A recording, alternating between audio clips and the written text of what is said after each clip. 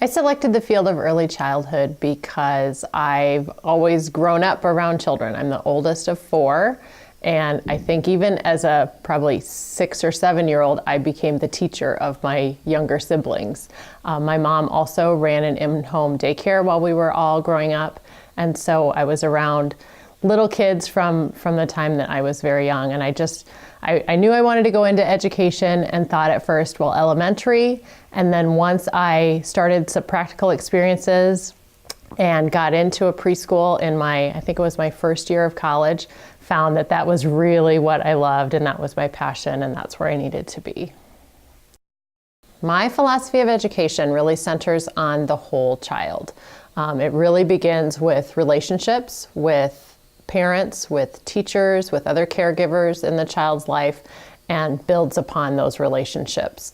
My philosophy also really centers on play. Play is a child's work, and it's how they learn. So when you walk into a classroom, it might look as though everybody's just playing and it's a free-for-all, but they're really involved in digging deeper into understanding how the world works and answering their questions. And it's the teacher's role to guide that investigation, guide that play by asking great questions to really stimulate their thinking, make them think about their thinking, which is something that we want all kids to be able to do as they grow and get into elementary school and beyond. Quality education is really important in the lives of young children because we think about the first years of life as really being those foundation years on which we're building all later success and later learning. There are really only about 2,000 days from the time a child is born until the time that they enter kindergarten.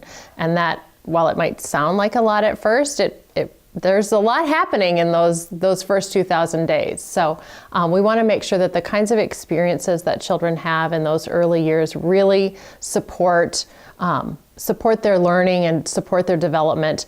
A huge amount of brain development happens in those first 3 years of life, even to the point that the 3-year-old's brain is about 80% the fully developed of an adult brain. So the kinds of experiences that we provide and families provide, caregivers provide, really lays a foundation for those early years and later success.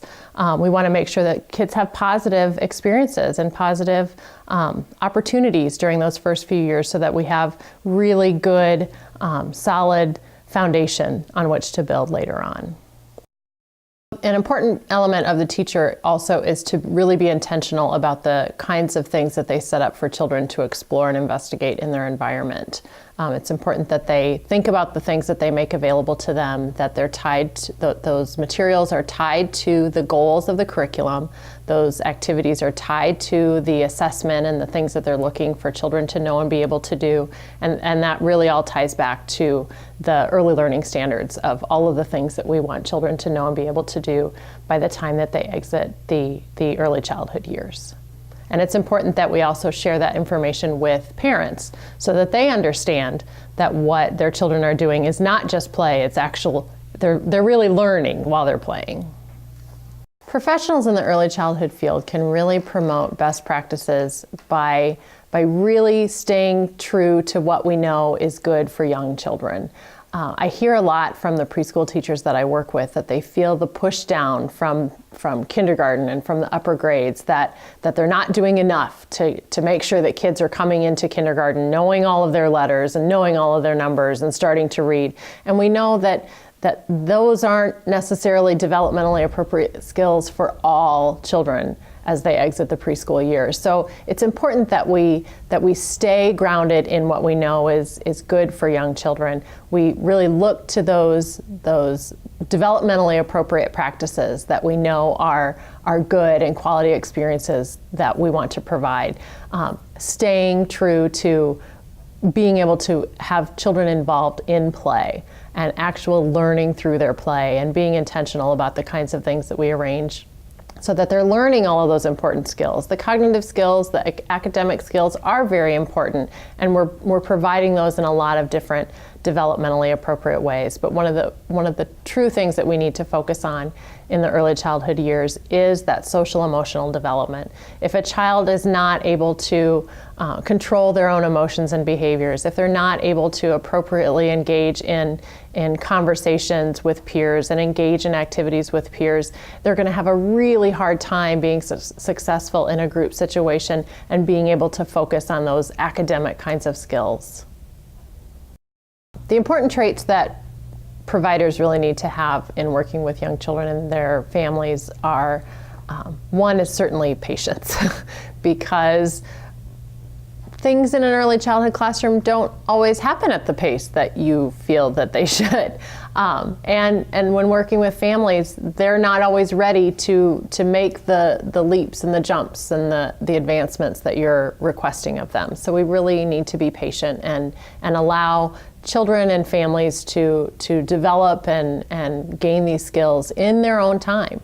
It's also important that teachers are flexible. And we know that I might think I have the greatest activity planned for this particular part of our day, and when I start that activity, find that none of the children are engaged in this activity. So I might need to throw out this activity and go with something new. So we've really got to be flexible and really be able to think on our feet in those kinds of situations. And it's certainly also important that caregivers and teachers have good problem-solving skills. Young children come to us with a variety of needs and abilities, and we need to be able to problem solve the best ways that we can support them in their development and in their learning, taking into consideration all of those kinds of abilities and needs that they have. And not one thing is not going to work for every child, so we have to be able to think a little bit differently about that and meet them wherever they are and support them to get to the next level. One of the things that I've been doing quite a bit of reading about recently is the development of executive function kinds of skills in the early childhood years. And executive function is really pretty in-depth cognitive thinking kinds of skills that children need to have in order to be successful. And one of the things that we promote with executive function is the ability for a child to override that instinctual kind of response when they're faced with a challenging situation. So they might have to stay in control and wait while they know the answer to a question rather than just blurting it out right as soon as it comes to the tip of their tongue. Another element of it is working memory. So being able to hold something in their memory and use that information later on to complete a task or to answer a question or something like that. So for parents and caregivers or teachers to support these kinds of skills in young children, we can do really simple things that might not seem to have a huge impact, but really do. One is, I did it when I was teaching preschool, we would do the freeze song. So the music would go and then the music would stop and then the children would have to freeze and not move. That's an element of that inhibitory control, being able to be in control of one's emotions and behaviors in different kinds of settings. Another example would be red light, green light, a playground game that we've played for forever.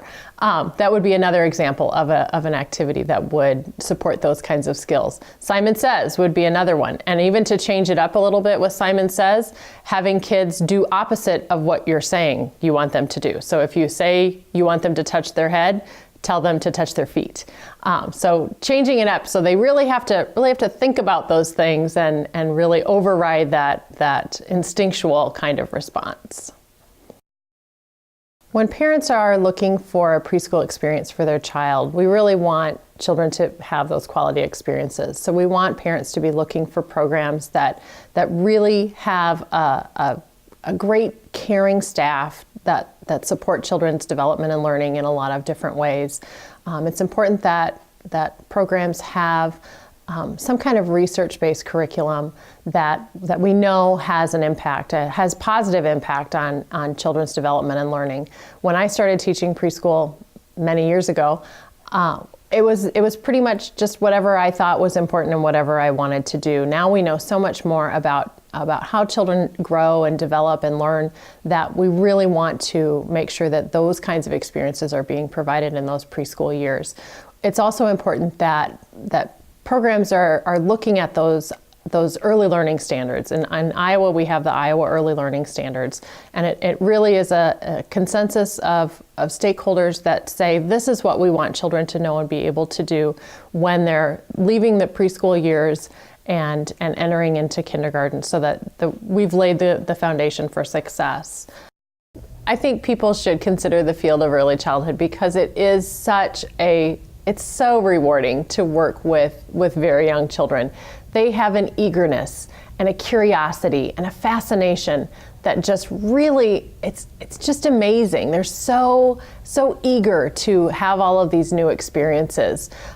One of my favorite statements to say when I'm working with, I say it now with adults, but when I'm working with young children also, is if someone has a question, I wonder what the answer to that question is, because we're all learning together. So I think it's a great opportunity for us to really have an impact and make a difference for those young children in the very beginning of their learning years. And it's so important that we have such an awesome opportunity to have an impact on their success later as they get into school, and also later in life.